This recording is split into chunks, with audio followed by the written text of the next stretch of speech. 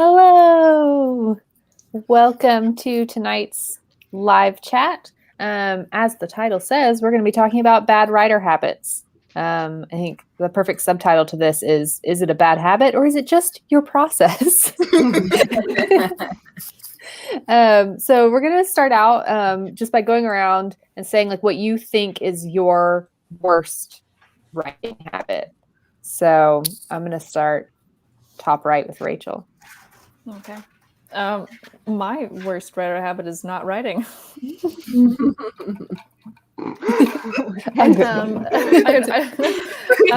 I would also say like thinking that I need to have every single thing in place before I start instead of just starting. And Megan? Mine's probably like putting the cart before the horse. Like every time I get an idea, like I fairly quickly start worrying about like marketability and how can I figure out all of it, and you know, how quickly could I get out with querying it if I had to, when it's like, you should just chill. Do you even have a book yet? Do you even have a full idea? And Erin? Definitely distraction. Particularly, I have an extremely bad habit of losing track of time. So I'll even like sit down and watch Netflix or whatever during lunch, and then waste 3 hours that I should be writing, sitting there watching Netflix. So something I'm trying to get better at. So. And Des? I would say my biggest bad writing habit is like sustaining interest in my projects. I have a really like bad habit of like getting super excited about a project and then like doing half of it and then like, oh, I'm not interested in this anymore. I work too much on it. I want to do something new. So I have a very large manuscript graveyard because of that habit. I can relate to everybody has said so far. Yeah, I think this is probably a kind of Megan's, kind of Rachel's, of like I overthink before I even really get started of like what project do I want to be working on? What are all the perfect pieces I need to have in place in order to do this project the best? And the answer is like, this is a different bad habit. Usually an outline, and still I don't do that. So many. Yeah, mine's probably about the same as Erin's. Like it's a combination of like getting distracted and making excuses. Like it'll be like the weekend and my son's going down for a nap and I'm like, oh, I should write during his nap. And then I'm like, well, I need to clean up his toys first. And like, oh, I haven't like played any video games in a while. I'm just going to play for a few minutes, and like finding a million other things to do instead of actually writing. Oof, yeah. Yeah. I feel like, do you feel like your like answer to that is different than it would have been like 8 years ago when we started this channel? Like what your bad habit would have been then? Yeah, probably. Because I was thinking when Des said that hers is like not actually like finishing things, like getting excited, starting something and not finishing it. Like that was 100%. Like 8 years ago when we started this channel, that was my bad writer habit. Was like never finishing projects. Yeah, that's a good point, because I think that, and thank God for this, but I think that we do eventually figure out how to kick some of our bad habits. Because I know that when you were asking originally, Emma put in our little Slack chat, like, oh, hey, what are some of your bad habits? And the first thing I thought of was a habit I had, like 5 or 10 years ago, even, where I would just rush through every manuscript and not edit it properly. And then it would just wouldn't be ready. I would send it to someone and get rejected because I just hadn't spent enough time with it. I was too impatient. And that's something I took a really long time, but I learned to kick that habit. So yeah, it definitely took a while, but I did manage to, develop other different bad habits instead. I think for me, it was almost the opposite. When I first started, like, I'm going to be seriously writing now, pursuing publication, I forced myself to finish every book that I started. And so sometimes I would be halfway through a book and I would know, like, this isn't the one, it's probably not the one, but I have to finish it. because I can't. What if I need to learn something from it? I can't just stop right now and start something different. What's your secret? Please tell me. Crushing guilt. A lot of guilt, and I started talking about my books on the internet very, very early in my publication process. And if people know I'm doing something, I fear they will be disappointed in me if I don't finish it.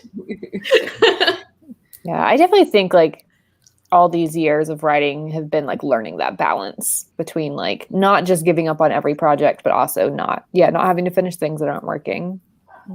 Actually, speaking of balance, I'm trying to think that one of the things that I have been on the channel for 8 years. I'm a slightly newer word nerd, but something that I started off with when I first started writing that I've definitely like chilled a lot on is like trying to cram every single thing into one manuscript. Where like I think now I've learned the balance of like putting a lot of stuff in it to like make an interesting world, but then also like not needing to put every trope and every name and every place and every plot line into one book. Actually, I think we talked about this in our last week's chat with Erin's book, with Witch City, about having to like it has to be everything in one, but like it doesn't. You know, you can make multiple books. I feel like that's very much be like a starter beginner writer habit is to try. Like I have so many good ideas, I'm just going to cram them all because I know I did that. Absolutely did that. Initially as well. So I think now it's like for me it's a matter of like I recognize it earlier than I used to, you know, like I still like I feel like it's very much like an instinct when you're excited to write on a book that you're like, oh, I have to put all these things I'm excited about. And also I think sometimes when I'm like first starting to like outline something, I'm like, oh well, I need stuff to fill the pages, you know, and so like trying to cram like a bunch of subplots and stuff in. But now I like recognize earlier that like, oh, this is going to be too much. A little too much. I think there's also like the opposite one where you like have a piece of a good idea and you're like, this is a book, this is a full idea, and you get there and like, this is how you start. Oh no, started too soon. Yeah, like that's a plotter versus pantser problem. Absolutely. Yeah. That's definitely a habit I grew out of. Like I used to be a hardcore pantser, like would not write like an outline to save my life. And now I like kind of write an outline. So like I'm progressing. You're an astronauter now? Yes. I'm kind of like a plantser. I like know where I'm going, but like everything else is just kind of the void of darkness. Yeah. And there's nothing wrong with that. Headlights. Yeah, exactly. Yeah, there are headlights in the darkness. I don't know why. Penumbra Mind said that one of their worst habits is writing instead of sleeping and then discovering I was writing in circles. There does come a time where you have to close the computer and go to bed. Look at me, I'm being so productive. Oh no. I've written nonsense. Yeah. I literally did that last night, not with writing, but with reading, where I was like, it's so late, but I really want to read another chapter. And then I read, I think 2 chapters and I put my bookmark in. I'm like, what just happened? Like, I don't remember anything. I was like, damn it, I'm going to do it tomorrow. And Griswold said, my worst habit is planning a time to write, but getting sidetracked searching for details online instead of writing. Who has not done that? Even when you have the best intentions, sometimes you're like, I need to know. Like, I remember one time being like, when did they have like door handles back in the day? And then I was like, you're writing a secondary world fantasy. It doesn't matter. Put doorknobs if you want to. I know so much about the Viking plumbing system for like one little scene that didn't even have to take place there, but it did. I find like particularly writing like fantasy sometimes I have to be like, rein it back, like you're not writing historical fiction. Like it may be inspired by a certain time and place, but it doesn't have to be accurate. There's magic. Good. Yep. Okay, well, we're gonna do kind of like a lightning round of bad habits. So I asked everyone to submit some of like the bad habits they could think of, either ones they had or that like are common bad habits people talk about. And we're going to go through them and raise our hands if they are habits that we do. So the first one is probably like one of the biggest and most like famous ones, I guess, which is editing as you write. I do. That's one where I'm very much like, it's not a bad habit, it's my process. Yeah. Yeah.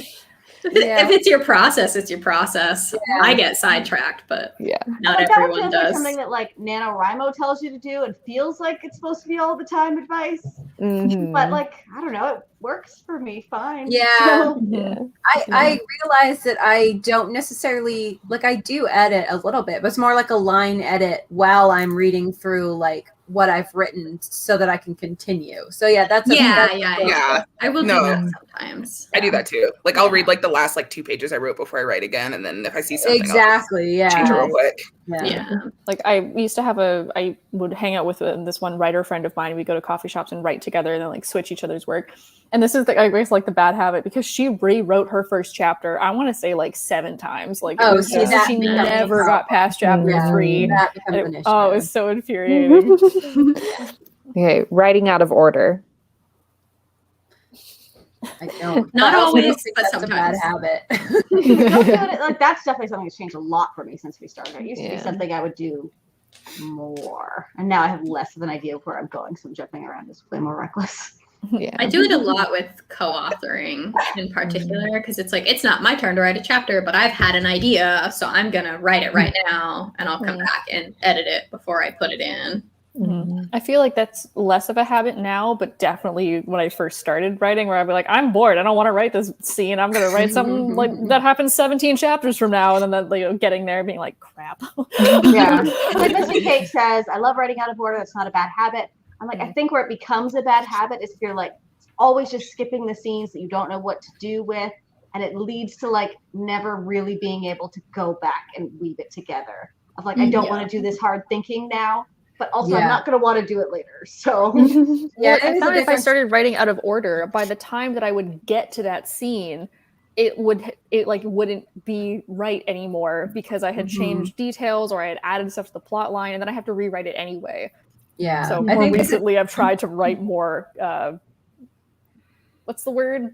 Like linear.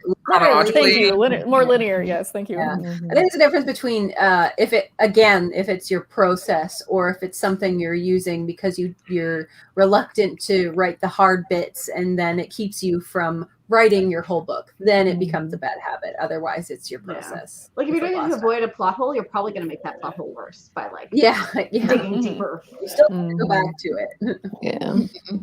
Yeah. Not writing every day. Erin's the only everyday writer because it's her full-time job. Again, I don't think that's a bad habit. Yeah, I think that like very much was framed as a bad habit. Even like 3 years ago, I feel like a lot of writers are still being like, you have to write every day. It's a muscle. You're going to lose it if you don't do it every day. That's bullshit. And like it does get hard if you take like a lot of time off. Like you definitely have to work your way back into it, but you just work your way back into it. It's not like you'll never be able to write again. And I definitely don't think it has to be every day because especially if you're going to treat it like a job, real jobs you don't have to do 365 days a year. Like you get weekends and you get vacations, you know. Yeah. On a good week for me, I'm writing 2 to 3 days a week. And I'm still like every year for the last 8 years, I've like written 1 book, revised 1 book. At least. So it's like you don't have to be writing every day to be putting out content pretty quickly. I feel like people that give that advice and are like, it's a bad habit if you don't, can only be like the straight male literary authors that have, you know, the little woman at home to take care of the children. Say their wives do all the child care. You have a small child. So you're lucky if you do get to write 3 days a week, you know. Like, I was gonna say that like really pulls into that hustle culture of like you have to turn every day into doing everything and hustle this and hustle hard and make sure that you have a 20-minute lunch break. No, you don't. You can use that to work. You can use it to be productive. Exactly. Turn your passion that you love into something you hate. Always what those advice things are of like, you know, oh, you don't have time to write every day. Yes, you do. You can wake up at 4 a.m. and write for an hour before you go to work, or like you can write during that 20 minutes of your lunch break. And I'm like, why? Like, don't you want a break at some point? It always makes me think of like I like Stephen King. I like a lot of his advice, but I remember reading one particular piece of advice that was like always write with the door closed. And I think he means it, you know, metaphorically, but also literally. And I just remember being like, if I close my door, my child's like, Mom, are you dying in there? Like, I see little fingers underneath the door. And like, I'm like, this man is a man that does not have to deal with that. You know, or you can't, you know, I'm like, he's got Tabitha at home, like pulling the children away. Stop sticking your fingers under the sticky fingers under the door. You know, this is awesome. Are you reading Joe's? Oh no. Aww. It says, almost every day, I tell everyone to go away at 7, put on a WordNerd write-in, and take 30 minutes for myself. It has helped my mental state so much. Yay, that's awesome. Yay. That makes us so happy. I should do that. But, yeah. I have such a habit of like, I want to respond to you guys. Yeah. I used to do that quite often while I was cooking dinner, is have one of our old, not the write-ins because we have like long pauses, but like just our chats and stuff. And it's the same. I'll like laugh at something someone says and then feel like I want to answer it and be like, nope, this You're is like live. taking a work party. Yeah, they're totally here with me. I'll just This one's for the published authors. Read your Goodreads reviews. Every time a new book comes out, I tell myself I'm not going to do it. This time I'm not going to do it. I always do. I 100% know that you I will will read my own Goodreads reviews. Yeah. And every piece of advice is like, don't go look at your reviews. And you're like, okay, I know that's good advice, and I'm gonna go straight. Yeah, I get that. what I'll advice. be able- I think I'll be able to stay away, but I think I will make my spouse read them. Okay. Sum I them up like for care me. about anyone actually staying away. If like all the people who are giving that advice are probably like, I know this is what I should do. But I can't. I will text you screenshots of all of the good reviews. Yeah.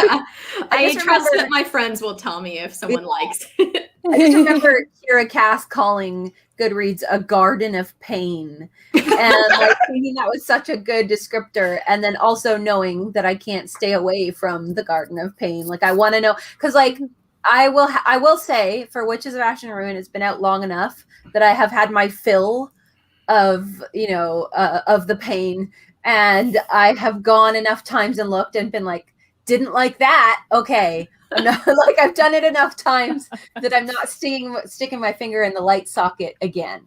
Right. So with that particular book, I'm like, okay, I'm good. But with the new one coming out again, I've fallen into the habit of looking at, because when it's fresh is when you want to know, like, okay, because it's different every time, how people receive the book. It's always going to be different. And you're like, I want to know. Line has the important piece of this, which is never respond to them with anything other than thank you. I actually don't even respond. Yeah. Thank you, because I feel like if I do, people will think like, oh, this Latimer chick's like lurking in her reviews and she's reading them all. Like I don't want my reviewers to feel like they have to be nice. Like I think that's more of like if someone reviews positively and tags you. True. Yeah, that's true. If they do that like on Instagram, I'll say like, thanks for reading, or like, this is a really awesome picture, or or just heart it. I'll occasionally do that if they tag me. Yeah.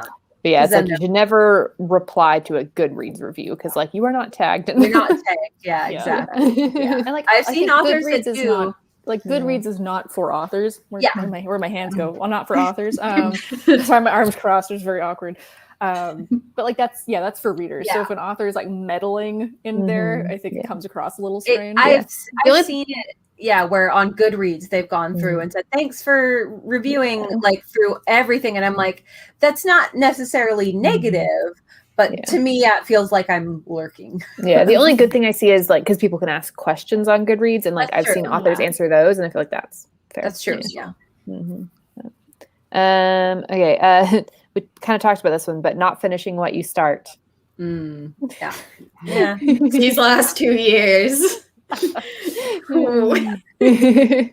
I can finish every essay you pass my way, but this latest fantasy book of mine, Oh, relatable, Rachel. Like, if it's for a grade, I'm good. I can get it in by the deadline, but Well, deadlines are the key, right? Like, Mhm. it's so easy to be like, nobody's waiting for this. Cool. We should just give each other deadlines, like Yeah.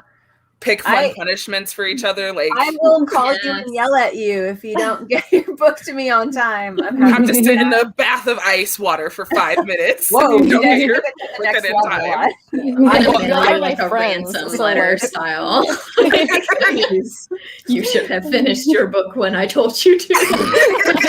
My goodness. I was I'm like- not signing up for the Megan version of this. I'll sign up for the Megan version. I was like 4 weeks postpartum, and Megan was like, "I know you just had a baby, but remember you were going to get your book to me." I waited a so month hardcore. and then I was like, I can't let her wait too. I know it's done. She just needs to send it. Which is so funny because when I sent him, I think it was about a month to 3 weeks after I had Charlie, I remember distinctly emailing my agent being like, just so you know, I'm working on this. And she was like, chill. Just chill out. You literally just had a baby. Meanwhile, Megan's like, where's the book? I wasn't asking her to do more work on it. I was just asking her to hit send. It's true. Okay. I like Penumbra Mind's suggestion. You have to get a tattoo. Words are hard if you don't finish. I just get that anyway. That's fine. I know, like That's not Kind of punishment. That's amazing. ridiculous. But word is spelled with an E. Yeah. I know. I would That's what still do makes it. it That's big funny. amazing. Yeah, I'd probably have the tattoo artist do the E backwards too. Like, Yeah. Yeah, exactly. Right? yeah, That's great. perfect. I kind of love that. And then we have a list of time wasters. Pinterest. Oh boy. Yes. Yes. Not as bad as I used to be, but yes. Yeah. Wikipedia or research. Yes. Twitter. Not anymore. I know, Erin, I'm so impressed by you. TikTok. Can I do a halfway raise? Okay. I like all the hands going up in the comment section. Yes. Yeah. Instagram. A little bit. A little bit. I It's don't gonna follow turn very out, many yeah. people on Instagram, so I run out really fast. Mhm. Yeah. They don't show you everyone anymore. Yeah. I don't get sucked in as much as I do like Pinterest, say. Creating like a dream cast for your movie or TV adaptation. No. I do this all the time. I do Yeah, not later. see. I don't see their faces when I'm writing, so it just throws me off and Same. stresses me out that I don't Yeah. know what they look like. For me I too, remember like being so. I say I can just like never think of any actors except for like the ones in something I've watched most recently. You know, so I'm like these like really famous people or the ones in the show I just watched, and I just like forget every other actor I know. And Yeah, so like same. it's hard for me to think I of actually anything. all Hill House. I don't use actors, but I do go on Pinterest and find people that have like the general vibe that I'm thinking of. So I guess I do sort of cast. So yeah. I just remember like reading Wattpad, and so many people would put pictures on the side of like who they think, Yeah. like whatever celebrity like looks like their main character. I remember being so angry because I'm like, let me picture who it is. You know. I saw someone on TikTok who was doing like a series of videos that were like, if recent young adult books or like recent popular books were fan casted by 2010's Tumblr. Oh no. Like that actor, like Alex Pettifer is every blonde man, you know? Yes. Summer Oh my Holder God, I is forgot every about single that. dark-haired person. Yeah, Ian Somerhalder was because the person I saw was doing like the ACOTAR series, and so of course Ian Somerhalder was Rhysand, like Of course. Yeah, of Yeah, course. yeah. Yeah. And like that really beautiful blonde model, Gemma Ward, who had like the big blue eyes.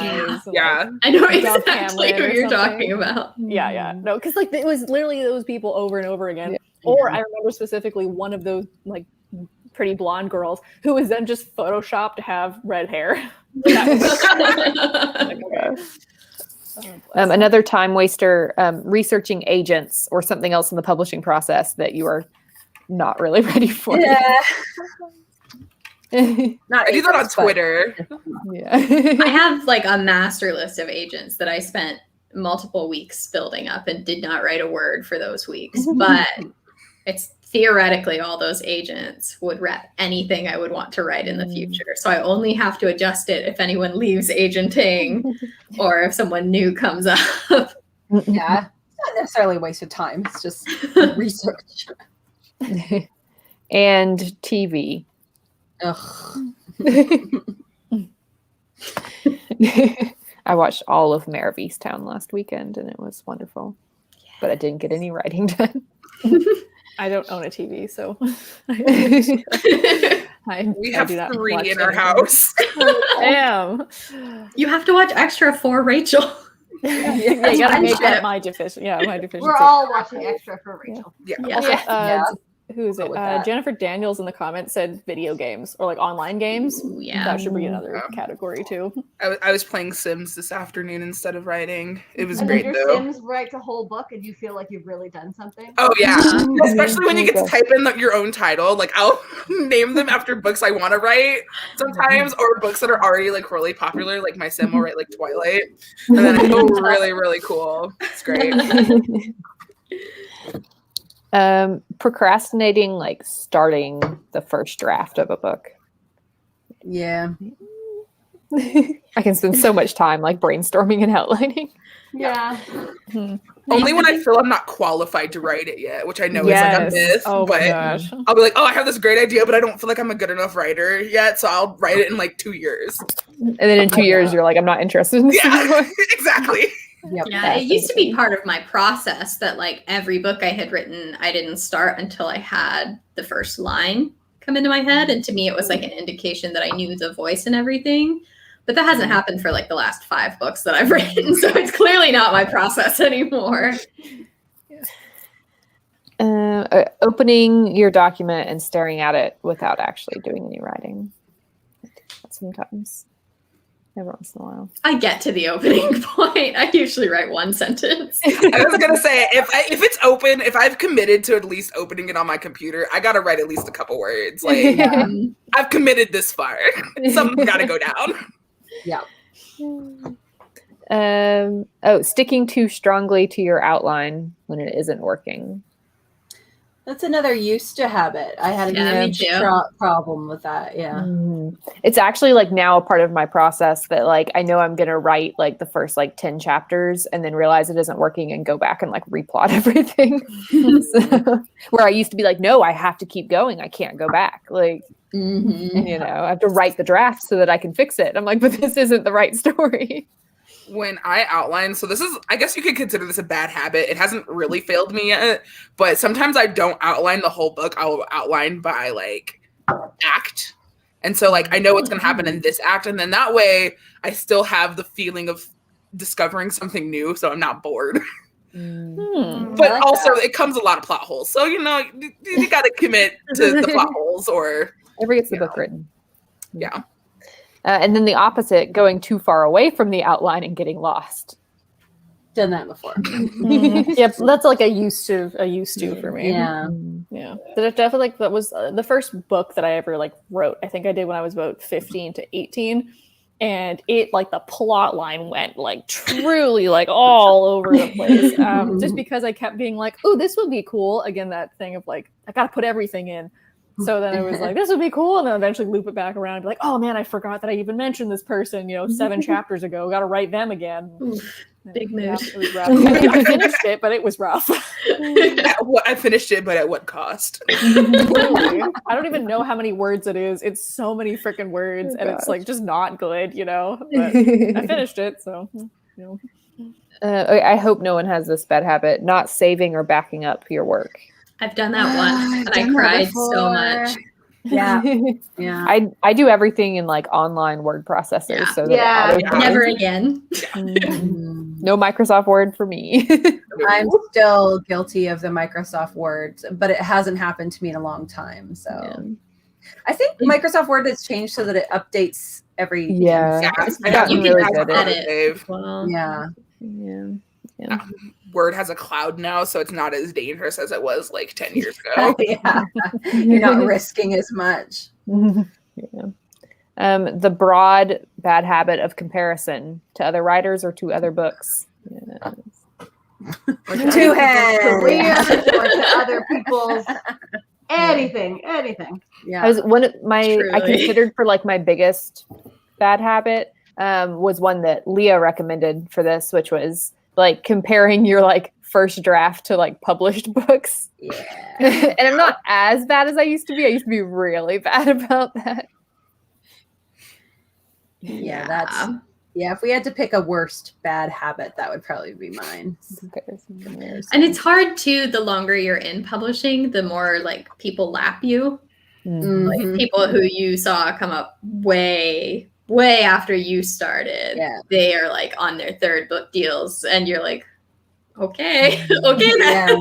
Yeah. Or they're like the first time they publish, they're like, I hit the New York Times list. You're like, yeah, I'm happy. Like, I'm really happy for you, but I'm also so sad for me. Yeah. I think like it's also crazy. Foxy says like book envy, and like for sure. I think about this with myself, not necessarily with writing, but like with everything.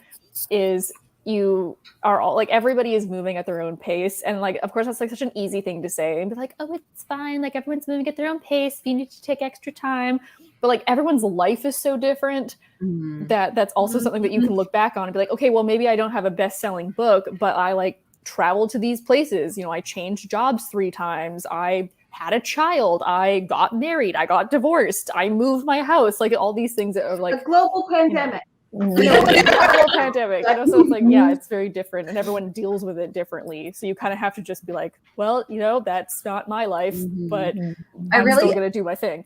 I also really like the fact, I can't remember who it was, but somebody when they were talking said that if they ever do like a panel or they do like a talk at one of their signings, they always talk about like the differences in like journeys or like specifically privileges, because talking about the fact that I stand up and I say I have a partner who helps support me, and I wouldn't be able to write full time. I wouldn't be able to have published 3 books if it hadn't been for my partner who allows me to have that time to get better at my craft. Like things like that can make such huge differences in like how your career goes essentially. So I always really respected someone who can get up and be that forthright about the privileges that have allowed them to get where they are, and that type of thing. And then of course they're just like completely random things like, oh, so and so got on the New York Times list with the first book they ever published, and it's like, okay, well, they had that, they worked hard, but also you can't affect that. There's not a lot you can do. You always have to account for luck, even outside of privilege and all of the schedules. Like exactly. Sometimes lightning strikes. There's timing, there's luck, there's you wrote this at the right time. Go back to the whole like acknowledging like the circumstances that help you too. Like I at this point I like automatically will just like not like trust a writer's advice if they're like saying things like, oh, if you like want it bad enough, you'll find ways to make it work, or you'll find time to write, and you'll do, when they just make it sound like they just worked harder than everybody else is when I'm like automatically like, nope. Like you always hear those like overnight success stories of like, or not even overnight, but like the success stories of like, oh, this poor single mother ended up writing, at midnight for 3 years, and she persevered, and now she has a best-selling book. And it's like, well, sure, but like, of course, that's making news because it's unusual, and maybe you physically can't do that. Like, if I had to stay up every single day to be able to write, and like work 2 jobs, and then made myself stay up till midnight to write until 3 a.m., I would not, like, it would not be a good book. I would be a terrible person. I would not be getting anything done. Like, it's, that's not for me. And sure, that one person did it, but it doesn't mean that everybody can do it. There's a lot of stories like that, in particular, these kind of like literary books that are like, I can't remember the titles of them. Like, one is like Bird by Bird type of the here's how to write type thing. I'm not saying that specific one. A lot of people really like that book, but I noticed that's a thing in these literary how to write type of books where it's like, I got up at 5 a.m. every morning and put in my hour before I, went to my full-time job or took care of my 3 kids or whatever. And like, I'm sure that person did, But I feel like there's this idea that we should all be doing that in order to like get where we want to be. And like, I even remember when I was working full time 5 days a week, and I would get up at, I think it was 6, it wasn't 5 because that's insane. But, you know, I would go an hour early and I would sit down and I would write in a coffee shop. But that lasted, 3 months? And then I couldn't do it anymore because I was burning myself out. Like, that was not sustainable.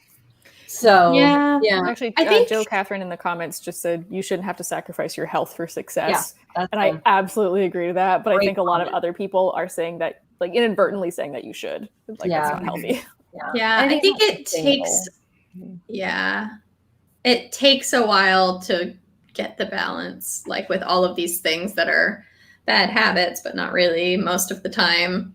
It's just this idea of like, yeah, you can look at those people and be like, that's incredible. Because like sometimes people do, like they overcome hardships, they get published and it's amazing. And like being able to be impressed by it, be like, man, wouldn't that be nice? And then just like put your eyes back on your own paper and just keep trying. Like that can be a motivating thing.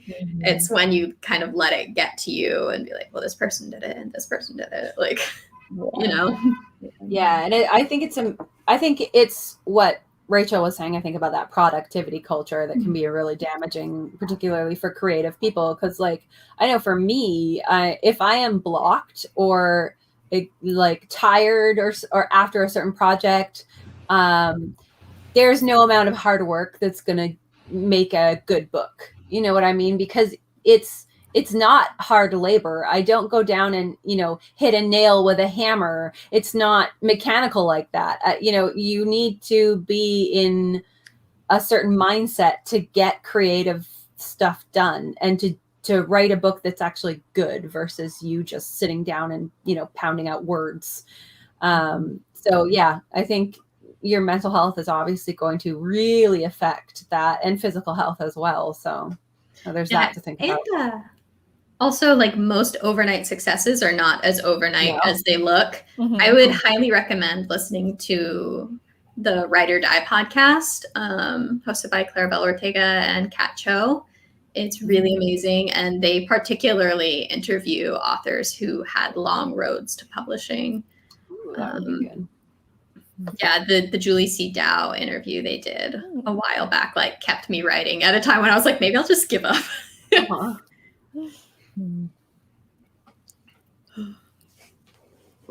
we have more? Yes, we do have more. Now that we've gotten really deep. Get back to our list. So jumping between projects. I like it. Yeah, I'm making that so much. I do it sometimes only because it's necessary.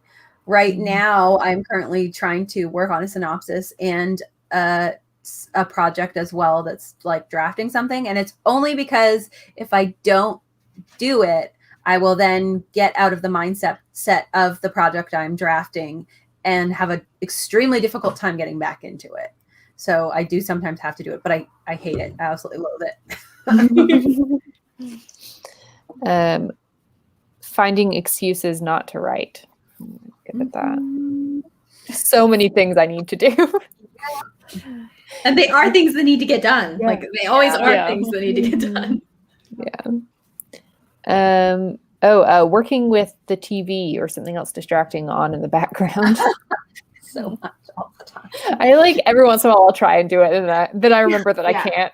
Yeah, I can't focus at all. Like I can't even listen to music with words. Yeah. Yep. Same. I could do it like when I was like working from home, and like if I had like something I needed to work on that was like a little bit more like repetitive or something, then like I could do it, and so I did it quite a bit then. But like something where I have to create words, I can't have something else, another story going on at the same time. Yeah. When I'm working, I can do like familiar shows I've already watched, or Lord of the Rings or something, where it's like I don't have to be paying attention. I'm gonna get the gist because I already know what happens. If it's on, if the TV is on, I have to watch it. It doesn't matter what it is. It doesn't matter if I hate it. Like if it's on, that's where my attention goes. So I can't ever have anything on in the background. Obsessing over negative feedback.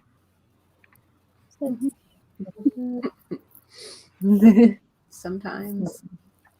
Again, I don't let anybody read anything I've written, so My disclosure, can't get actually. negative That's feedback if no one's ever another read it. For me, that's just like a personality thing with everything. Like not even necessarily like I actually think I'm like less like that with writing than with like other things in my life. You know, like in other areas of life, if someone says like one thing that's just like slightly constructive, I'm like, oh my gosh, they hate me. They think I'm terrible. Yeah, like I definitely They do do. that as well. I just bounce back from it. Megan. Quickly. Like, oh, well. This is a supportive space. My bad. Writing, I just, it's like I know it's terrible. Like can't hurt me if I already know it's terrible. Yeah. Emma's gonna be like, I'm gonna put my own bad reviews. I'll show you.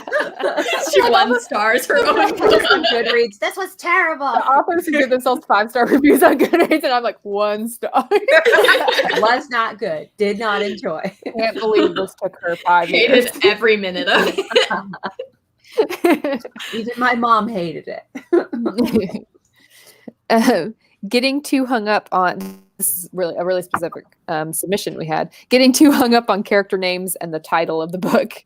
Oh, I remember that too. Yeah. I Yes. believe this is Kaylin's submission, and this is also a call out of her. No, I'm so I can't do. I've tried so many times to do the whole like, just call your main character girl until you figure out a name, or like I'm like no. I have to can't know do the that. name before I Yeah. start. And Yeah. then I have to know the character's name. I can't just write a book where the character doesn't have a name. But it also doesn't take me that long to figure them out, so I don't feel like it's really a procrastination thing for me. And I don't really change them. Like once I have names, I'm good. But like I do really struggle to figure out titles, but I just don't worry about it. Like I'm just like, Yeah. When people this is do, I the definitely pirate wanna, book, and just write it. Yeah. I am very much hoping that one day I have great agents and editors who will come up with titles for my books or like other people. Like I know there's writers who are like, I'm so worried that like an editor will change my title, and I'm like, please do. Yeah, when I had an agent, like the first thing she emailed me was she was like, I was going over your book again. What do you think about this title? And I was like, yes. Thank you. So Catherine said all my book titles are like indulgent arranged marriage story and cute mermaid thing. Yep. Relatable. Yes. I mean, Untitled Goose Game was a hit. Like sometimes she's gonna go in left field. Yeah. So I feel like we're all guilty of this because we have a YouTube channel and a TikTok talking about writing more than doing it. Yep.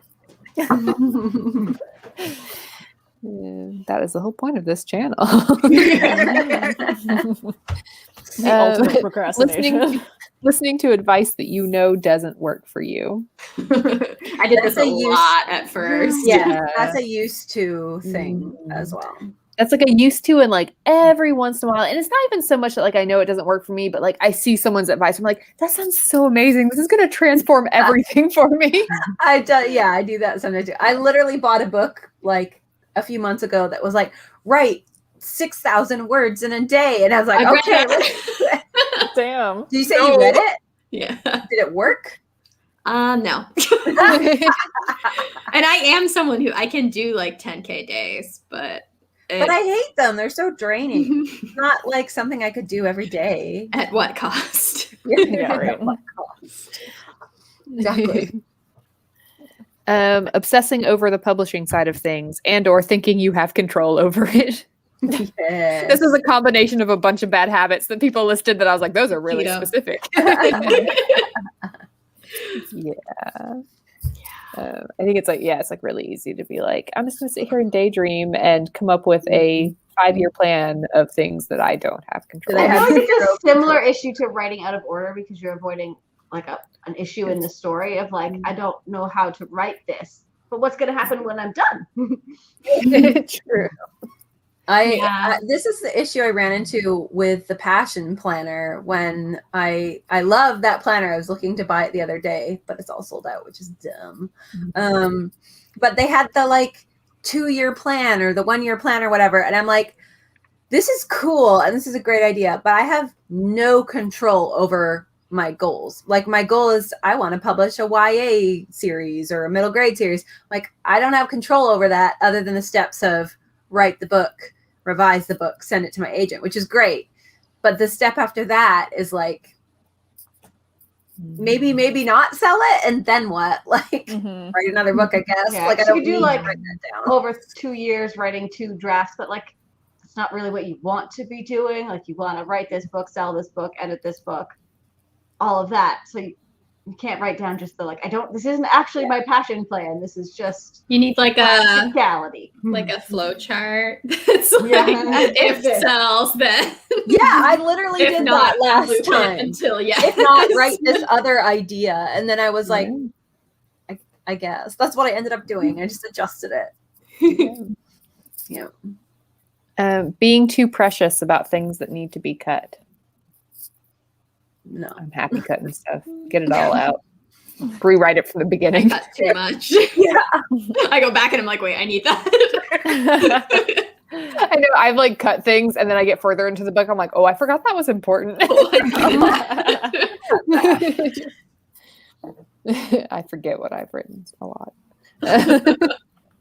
And our final bad habit is, which is contested, whether it's a bad habit or not, buying too many notebooks. No. I bought 3 more yesterday. This is where Erin needs an intervention because she won't admit that it's a bad habit. Yeah. Welcome to the intervention portion of the live chat. A free use. Surprise, we are all outside Erin's house ready to help her put her notes. That would be awesome. I wouldn't even complain. This has jogged a thought for me of another bad habit that I am like personally trying to stop doing in my own life, which is that like I love a self-deprecating joke. I really love them. And I think when you're a writer online, and particularly when you've been a writer online for as long as we have and have like as much as we have to show for it, I think for me in particular, it feels like there's not much to show for it because I don't have any books published. And so my inclination is to suggest that I don't know anything about writing, or to like downplay the knowledge that we've acquired throughout this time, or talk about my projects like, oh, they're awful, you will hate it. And it's something I'm trying to do less of because I've seen it become this like put down yourself type of culture on Twitter where we just talk about like, oh, well, my thing's terrible. No one's going to want to read it. I mean, you can beta read for me, but you're going to hate it. And I don't think that's productive. And I don't think it does anyone any good to pretend like you know less than you do. And like, if you say those things to yourself enough, you're genuinely going to start feeling them about your books. Yeah. And so I'm trying to do that a little bit. Like I still love a good self-deprecating joke every now and then, but I'm trying to do it less regularly. Like it's not just my little book that I like, but everyone else is going to hate. It's like, no, I've researched it a lot. I know what I'm talking about. Like, you know, I feel like I saw this in queries too, when I was reading for the agency, like, people would literally say that in their queries, like, it's not very good, but here it is. And yeah, I was like, this is not the best thing to put into a query. Like, yeah, don't put your first foot forward saying that it's putting terrible. Yourself down. Yeah, right? Because then like that person's going to go into that expecting it to be bad, and they're not going to look for anything that could be good. It's like you don't need to, in your query letter, you don't need to make any judgment statements about your work. Like, don't say it's terrible. Don't say this is the best book you're ever going to read. Definitely just say this is what the book is about. I hope to hear back from you. Like, you don't need to like tell them what you think of it. You know, let them make their own. Even with beta readers, even like especially with trusted beta readers, you don't have to be like, it's such a mess. I'm so sorry. I'm sending this to you. I'm so sorry. I'm going to make you read this. Like, someone's offering to read it, they're expecting it to have flaws because every book that you're sending for someone's critique is going to have flaws. So you don't have to like preface it by totally throw yourself onto the ground and flame about how awful you are at writing. How dare you even give rend your clothes. And I think that's something that like it helps the further you get into this and the more you read other people's early drafts, that like you start to be like, other people's stuff isn't like the shit in an early draft either, you know, like, you know, like you start to feel less guilty about like making people read something that's an early draft because you're like, oh, I've read other people's stuff that was fine, you know. Yeah, well, I still struggle with it. Even like I've read lots of people's very early drafts, and it's like, oh, well, they revise well. Maybe I don't revise well. Well, even Megan, what you were saying about like making jokes or like talking to yourself like that. Yeah. Is I think like if you do it enough, I feel like you do internalize that. Like you can't help as a human being like, you know, oh, maybe I do suck. It's like, no, it's the internal stuff that I feel like I've really tried to work on. Cause like, I don't mind making like a self-deprecating joke. Like I do it all the time. Like, oh, it's just total garbage, whatever. But like, I have definitely like tried in the past, like couple years to be better about like when I'm like reading through something, like recognizing the things that I love in it and being like, I really like this. This is really cool. Like, I think there's this like project actually has legs. And like the way I talk to myself about it, I think. It's like really changed. I even like I definitely feel like it has a little bit to do with imposter syndrome. Like I was thinking about this a lot the other day and how people say that imposter syndrome, you know, never really goes away. And I think to a point that's true. I don't think that Stephen King is like, wow, you know, I'm going to wake up in the morning and they're going to tell me that, you know, the 500 movies they've made out of my books are, you know, we're taking those away from you, Mr. King.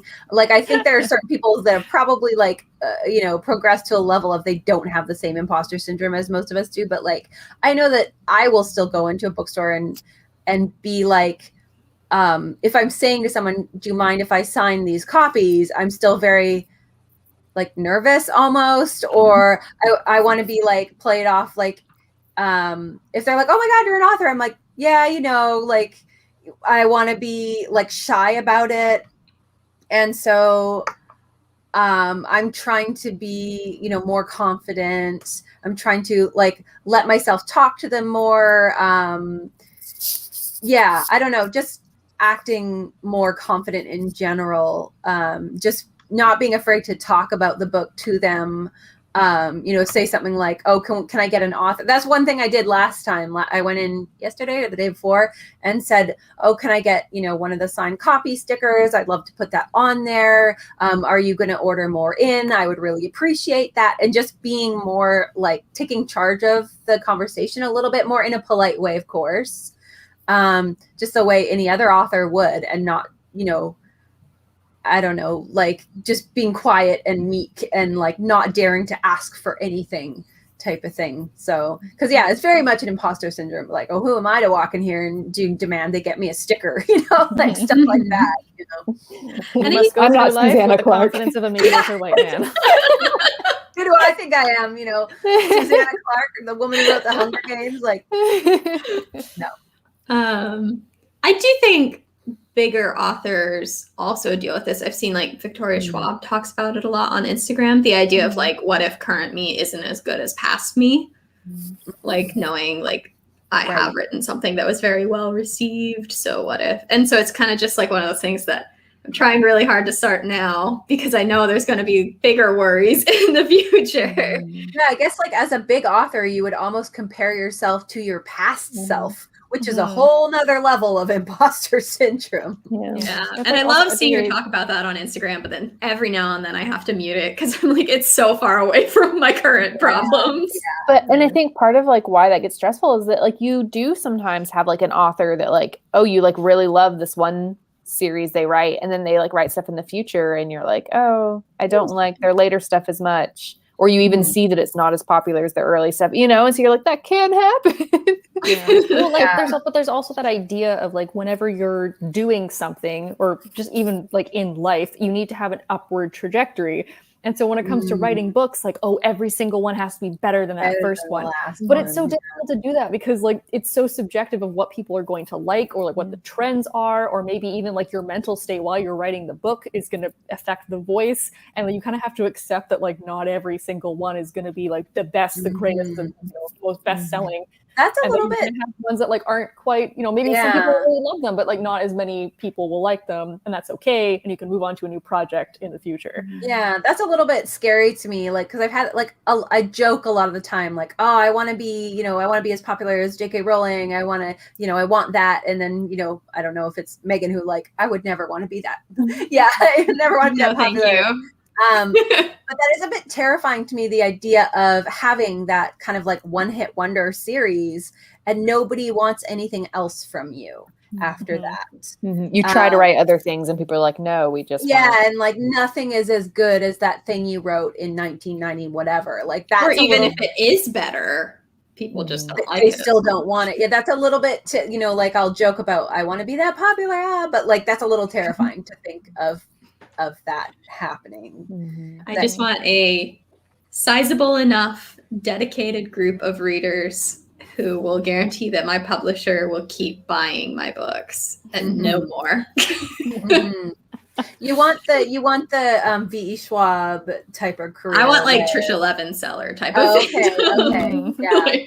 You're always going to have one series that's more popular than the others, but like if you can get people on board for like all different groups for all different series on board. Yeah, I want like some dedicated fans who just like will buy any book. Yes. Yeah, Joe Catherine says, poor Arthur Conan Doyle. Conan Doyle. Conan Doyle. He was always like, I'm going to kill Sherlock Holmes. I'm so sick of him. And everyone was like, we want more Sherlock. They're like, bring him back. Yeah. Yep. Exactly. It's been happening since the beginning of authors, pretty much. Wow, this chat got surprisingly deep. Yeah. Good. A little off topic, but not really, I guess. It's still kind of on the same page. Yeah. I think it's like, it's interesting because I think if we had done this chat like years ago, it would have just been about like the basic stuff of like writing every day and not editing as you write, but like the further in we've gotten them, like, it's like the kind of deeper habits, that you like don't think about as much, like, like talking about your writing and stuff like that. Or giving into imposter syndrome, or I don't know if you'd call this a bad habit, but something I'm really struggling with right now is getting back into reading while I'm working on a project. And like I always think to myself that once I'm finished this project, I'll start another book, but that never really happens because I always throw myself immediately into another project. So if I say when this one's done, it will never happen. And I keep buying books though. So I just, my to be read list is just bigger and bigger. It's like buying books and reading books are two separate hobbies. Yeah, exactly. Diagram of like, where they come together, but I still So one of my bad habits is just forgetting that I need to continue reading, I guess, as an author. That's, part of the job, but I often am lazy and will just watch TV instead, which is not good. It's easy to just be like, I'm too busy with my writing to read. Yeah, exactly. Carve out time to read is something that I really want to get into the habit of doing. I guess good writer habits. Bad habits. Yeah. I guess now we're gonna have to do a counter chat. Yeah, I guess do a counter chat, or I don't know if we could, tack a little bit of that on, but I guess it could be a whole different chat. And we've kind of shared like the good side of each of these bad habits. Yeah, exactly. Bad habits are really just the opposite of good habits, basically. There were more like actual bad habits than I thought. Like I figured so many of these are going to be like, well, if it works for you, that's great. But like a lot of the samples we gave at the beginning and some other ones that came up, like, no, like you really should probably try to avoid that.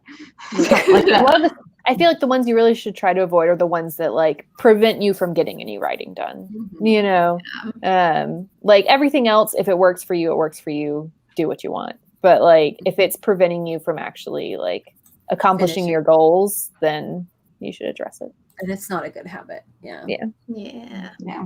And also Rachel's putting every single thing into one book. Okay. Yeah, Okay, that's don't do actually good that. advice. Style of writing, that's just too much. So if you think we have good ideas about writing, please like and subscribe. That You can, segue. yeah, you can follow us on Twitter, Instagram, TikTok at WordNerds Vlog, and we're here every Sunday at 7:30 And if you're looking for more books to procrastinate writing with, next week we are talking about our WordNerd manuscript wish list. We're all going to be like, I want to find a book that has this and this, and just like recommending books to each other. Yes, and maybe guys, like and spurring getting books. ideas. Yes, that is why I I'm love excited. manuscript wish list. It's like, yes, that's great, and then you see another, like, oh, but what if you added those two together? Time to write that. Yes. Yes, I need to schedule that still. I'm going to schedule a bunch more chats again this week. So, And I almost forgot to mention this earlier up in the chat. Vanessa asked how to access like the archive of all of our previous videos. So yeah, Megan's got a wordnerdsblog.com. link for that. And you can search, you can look by like category, all that. So Megan's done a great job on nice. that. I'm going to put that in the discussion box as well. All right. Well, we've like exactly hit an hour. So go Wow. us. Go us. So yeah, thank you everyone for joining us and for talking about all of your bad habits or your not so bad habits. Like Megan said, don't forget to join us next week to talk about the books we are trying to find and help us find books, and we'll help you find books that you'll enjoy. So yeah, we'll see y'all then. And until then, don't forget to follow us on all our social medias. We're everywhere as WordNerds Vlog. It's still weird to be like videos during the week. There won't be videos during the week. But we'll see y'all next week. Bye. Bye. Bye.